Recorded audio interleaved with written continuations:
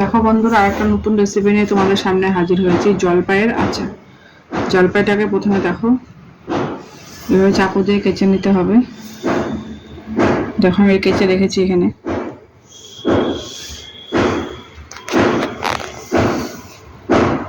দেখো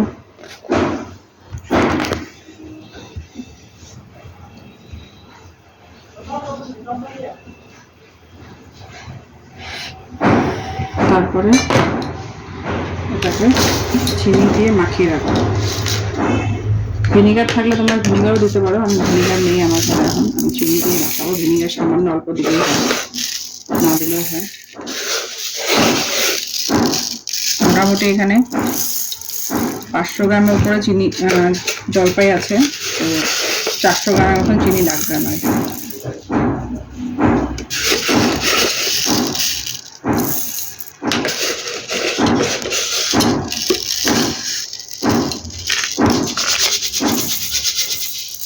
তোমাদের মিষ্টি কত রকম খাবার সেই অনুযায়ী তোমরা মেখে রাখবে এটাকে।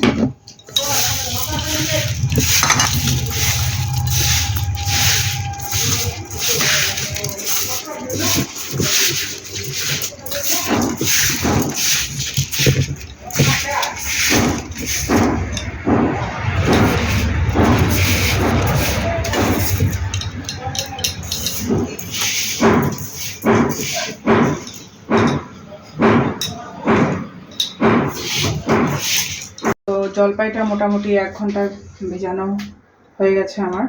তো আমি এখন মশলা রেডি করে নিই। শুকনো লঙ্কাটা খালি খোলায় শুকনো লঙ্কাটা একটু ভেজে নিচ্ছি।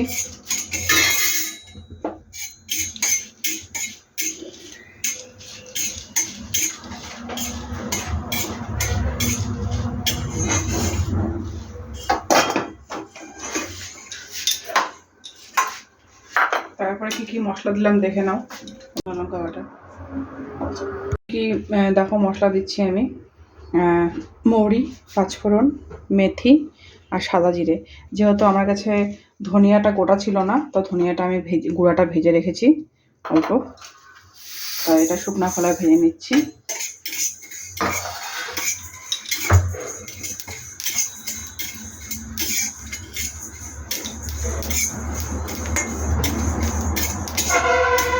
তারপর শুকনো খোলা ভাজার পর আমি এটাকে পুরো মিক্স করব না, গুঁড়াটাকে আধা গুঁড়া করব।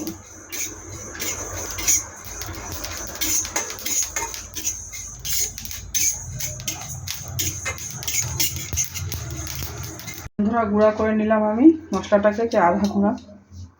তো আমি কিছুটা গুড় অ্যাড করবো এটার মধ্যে। চিনি তো মেখে রাখছিলাম আগে থেকেই, তো গুড়টা অ্যাড করার জন্য আগে গুড়টা একটু দিয়ে নিয়ে আমি সামান্য পরিমাণে একটু জল দেবো।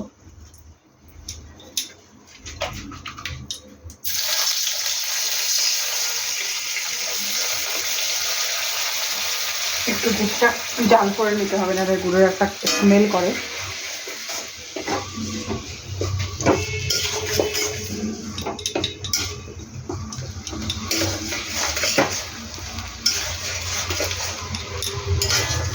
গুড়টা দেখো মানে জাল হয়ে গেছে। এখন আমি জলপাইগুলোকে অ্যাড করব।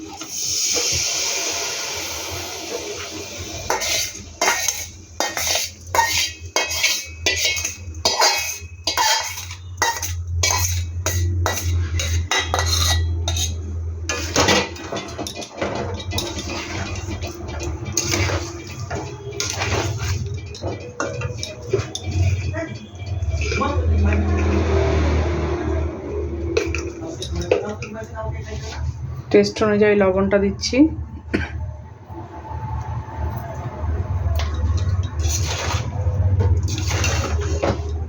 বন্ধুরা, আমি তো তৈরি করছি, তোমরাও কিন্তু ট্রাই করবে। কে কে ট্রাই করেছো, বানিয়েছো, কমেন্টে আমাকে অবশ্যই জানাবে।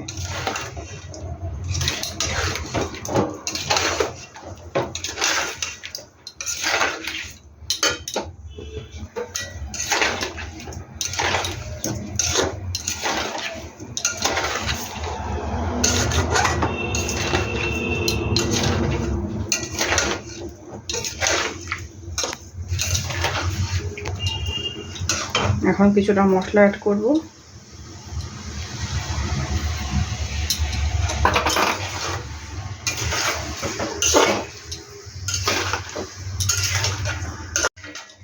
জলপাই আচার আমার প্রায় হয়ে গেছে। তো লাস্টে আমি আগেও একবার গুঁড়োটা অ্যাড করেছিলাম, লাস্টে আবার নামানোর সময় আমি ভাজা মশলার গুঁড়োটা দিয়ে দিচ্ছি, দিয়ে একটু নেড়ে নিই ভালো করে।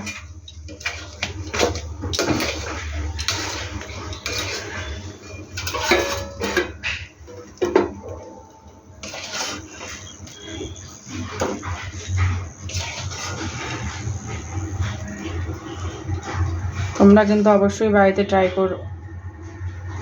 তো রাখছি, আবার একটা নতুন রেসিপি নিয়ে তোমাদের সাথে দেখা হবে।